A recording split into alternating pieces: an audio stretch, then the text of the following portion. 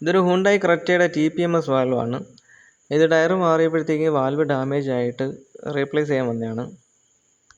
Tyre മാറിയ സമയത്ത് wheel balance ഒക്കെ ചെയ്തതാണ്. അതുകൊണ്ട് നമുക്കൊന്ന് മാർക്ക് ചെയ്ത് വയ്ക്കാം. വെയിറ്റ് ഒക്കെ ഇരിക്കുന്ന പൊസിഷൻ മാർക്ക് ചെയ്ത് വെച്ച് കഴിഞ്ഞാൽ പിന്നീട് നമ്മൾ ഫിറ്റ് ചെയ്യുമ്പോഴത്തേക്ക് വീൽ ബാലൻസ് ചെയ്യേണ്ട ഇതേ വെയിറ്റ് തന്നെ അതിനകത്ത് ആഡ് ചെയ്ത് കൊടുത്താൽ മതിയാവും.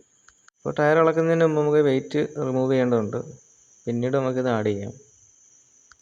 നമ്മൾ ടയർ ചേഞ്ച് ചെയ്യുമ്പോഴാണ് ഇതിൻ്റെ TPMS സെൻസർ കൂടുതലായിട്ടും ഡാമേജ് വരുന്നത്. പക്ഷേ ഇതിൽ നമുക്ക് സെൻസർ ഡാമേജ് വന്നിട്ടില്ല. ഇതിൻ്റെ വാൽവ് മാത്രമേ കംപ്ലൈൻ്റ് ആയിട്ടുള്ളൂ. അതുകൊണ്ട് ഇതിൻ്റെ വാൽവ് മാത്രം മാറ്റി കൊടുത്താൽ മതിയാകും. സെൻസർ നമുക്ക് പഴയ തന്നെ യൂസ് ചെയ്യാം. ഇതാണ് ഇതിൻ്റെ TPMS സെൻസർ. ഇത് നമുക്ക് വാൽവ് സെപ്പറേറ്റ് മാറ്റിയെടുക്കാം. ഇതിനകത്തൊരു ഫ്ലവറിൻ്റെ ബോൾട്ടാണ് വരുന്നത്. അത് റിമൂവ് ചെയ്താൽ നമുക്ക് ഈസി ആയിട്ട് ഊരിയെടുക്കാം. ഇതാണ് TPMSൻ്റെ ട്യൂബ്ലെസ് വാൽവ്. ഇത് സെൻസറിൽ സൂട്ടാവും. ഇതിൻ്റെ അടിയിൽ സ്ക്രൂ വരുന്ന ടൈപ്പാണ്. ഇതിൻ്റെ സൈഡിൽ സ്ക്രൂ വരുന്ന വേറെ ടൈപ്പുണ്ട്.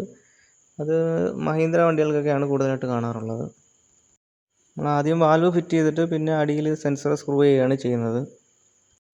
ടയർ തിരിച്ച് ഫിറ്റ് ചെയ്യുന്ന സമയത്ത് നമ്മൾ ആ മാർക്ക് ചെയ്ത പൊസിഷനിൽ തന്നെ കറക്റ്റ് വാൽവ് വരണം.